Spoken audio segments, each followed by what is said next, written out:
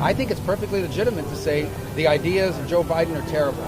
Joe Biden's weakness has made America vulnerable. He's the one that's been accused of being Adolf Hitler, Mussolini, threat to an authoritarian that's going to end democracy in America. He's the one that's been accused of these things. I think from our perspective, vibrant disagreement, that's part of the political process.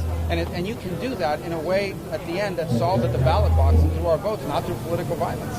He's the one that's been accused of being Adolf Hitler, Mussolini, threat to an authoritarian that's going to end democracy in America. He's the one that's been accused of these things.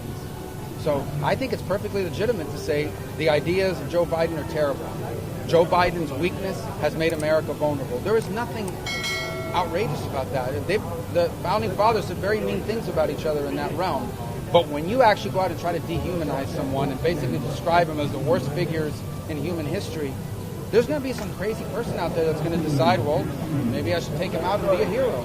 I'm not claiming that's what happened in Pennsylvania. We'll learn more about that guy. We should get all the facts. But there's no doubt that if you want to talk about tone in politics, that's where the problems have come.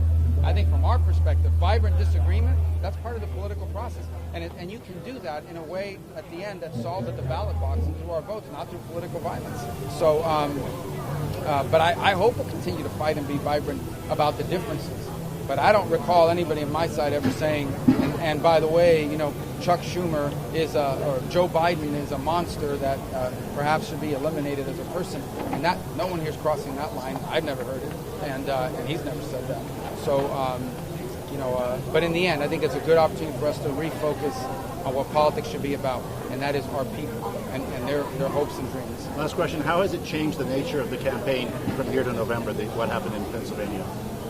Well, we'll find out. I mean, it's so unpredictable. Politics has become so dynamic. But I do think one of the things is, what it reminded me of is that this is a guy that doesn't need to be in politics. He really doesn't. I mean, Donald Trump had the ability to be living an excellent life. He could golf every day, enjoy the money he's made, still be a celebrity, still go to UFC fights and be loved. He had everything going for him.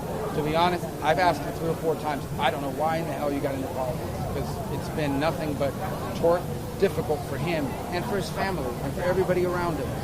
And to go through what he went the other day and to stand up and not run, but to make sure that before they took him off the stage, knowing that chaotic and dangerous situation, he wanted the people that had waited all those hours to know that he was okay and that the fight goes on. I think just reminds you that this is a guy that doesn't need politics in his life. He really doesn't. And he's doing it because he loves our country. You don't have to agree with him on everything, but he loves America. No one should have any doubt about that. And I think that's why a lot of people support him, because they know he loves America as much as they do.